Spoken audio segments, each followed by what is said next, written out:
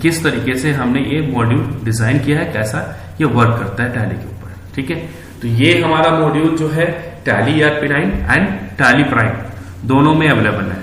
ठीक है, तो सबसे पहले क्या करते हैं कि स्टार्ट करने से पहले मैं आपको बता दूं कि हमें एक TDL लोड करना पड़ता है। सिंपली TDL हमने लोड कर दिया, जैसे आप लोग को पता है कि F1 में जाके एड ऑन फीचर में जाके TDL हमें लोड करना होता है, हमने लोड कर दिया। अब हम आइए देखते हैं कि सबसे पहले हमें क्रिएट करना क्या होगा कि जितने भी आपके ब्रांचेस हैं उसके हमें कॉस्ट सेंटर क्रिएट करने पड़ेंगे। ठीक है, तो सबसे पहले मैंने क्या किया, एक कॉस्ट कैटेगरी बना ली ब्रांच के नाम से। ठीक है, सिंपल कॉस्ट कैटेगरी बनती है इसके अंदर। उसके बाद हम आते हैं कॉस्ट सेंटर पे। कॉस्ट सेंटर जैसे हमने एक बनाया दिल्ली, हरियाणा एंड यूपी। दिल्ली के अंदर हमने द्वारका बना दिया।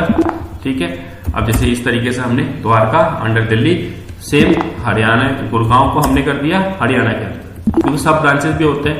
एक स्टेट के अंदर मल्टीपल ब्रांचेस होते हैं, मल्टीपल प्रोजेक्ट भी होते हैं। ठीक है, और उस प्रोजेक्ट का अगर हमें प्रॉफिट एंड लॉस देखना हो तो कैसे देखेंगे, तो सबसे पहले कि मोस्ट इंपॉर्टेंट बात जो है इस TDL के लिए, आपको किसी भी तरीके का जो भी आप लेजर बनाते हो, ठीक है, उसके अंदर आपको क्या करना रहेगा, कॉस्ट सेंटर यस करना मैंडेटरी है। अगर आप कॉस्ट सेंटर यस नहीं करते और एंट्री के अंदर कॉस्ट सेंटर टैग नहीं करते तो वो एंट्री इस रिपोर्ट में नहीं आएगी।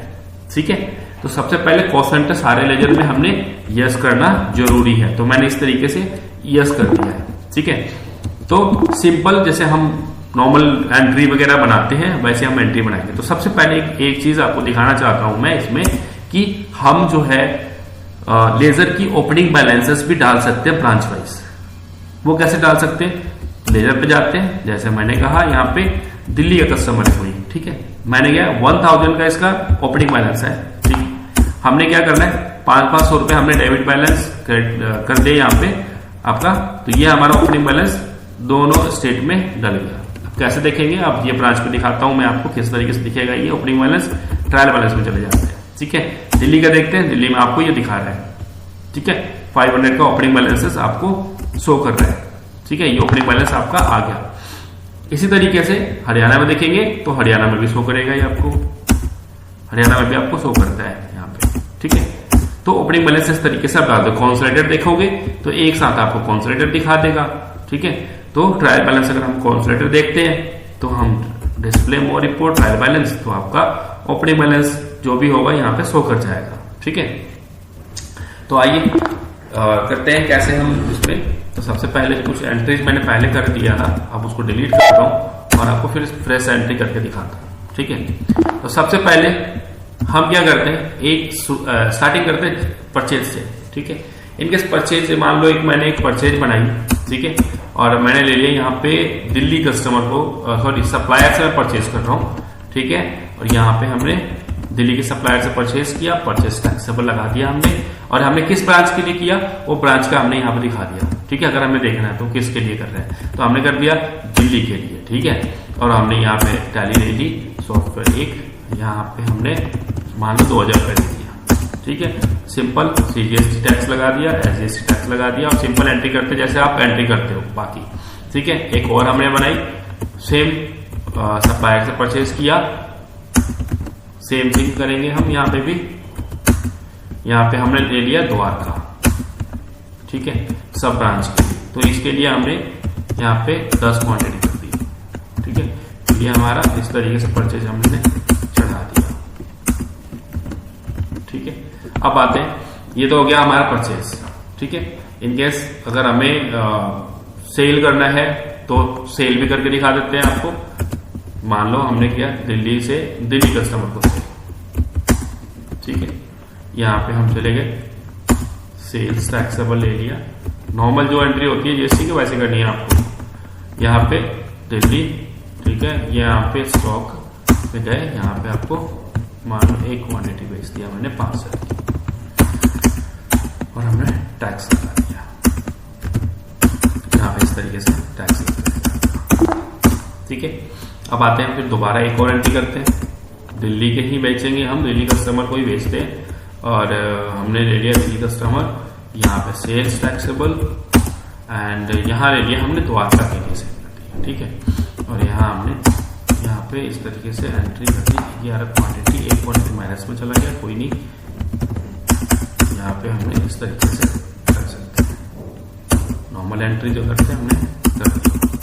ठीक है, अब एक काम करते हैं, एक हम एक्सपेंस की एंट्री भी करते हैं। एक्सपेंस की एंट्री क्या करेंगे, हरियाणा में करते हैं, उसके रेंट पे कर देते हैं। ठीक है, तो हमने क्या किया, रेंट के नाम से एक्सपेंस का लेजर बना रखा है, उसमें मैंने मान लो 5,000 रुपए का रेंट है। ठीक है, हमने हरियाणा ब्रांच को लिए कर दिया और लैंडलॉर्ड को हमने, जो भी लैंडलॉर्ड है वहां का, उसको हमने पे कर दिया। ठीक है, तो इस तरीके से एंट्री होगी। अब आते हैं रिपोर्ट के ऊपर कि रिपोर्ट आपको कैसे देखनी है। तो सबसे पहले हम गेटवे ऑफ टैली पे जाएंगे और गेटवे ऑफ टैली पे जाने के बाद आपको एक सबसे लास्ट में दिखेगा ब्रांच वाइज रिपोर्ट। ठीक है, अब ब्रांच वाइज रिपोर्ट के ऊपर जब हम एंटर करते हैं तो 3 आपको रिपोर्ट दिखाता है, balance sheet, profit and loss and trial balance. तो अगर आपको बैलेंस शीट देखनी है तो आपने एंटर किया balance sheet. Complete balance sheet देखनी है, मतलब कंसोलिडेटेड देखनी है, तो ऑल आइटम मतलब ऑल ब्रांचेस की देखनी है एक साथ, तो आप ऑल आइटम इस तरीके से देख सकते हैं। ठीक है, दूसरा अगर आपको ब्रांच वाइज देखनी है, जैसे दिल्ली की देखनी है, तो ओनली दिल्ली पे एंटर करेंगे, दिल्ली की एंट्री आपको दिखा देगा यहाँ पे।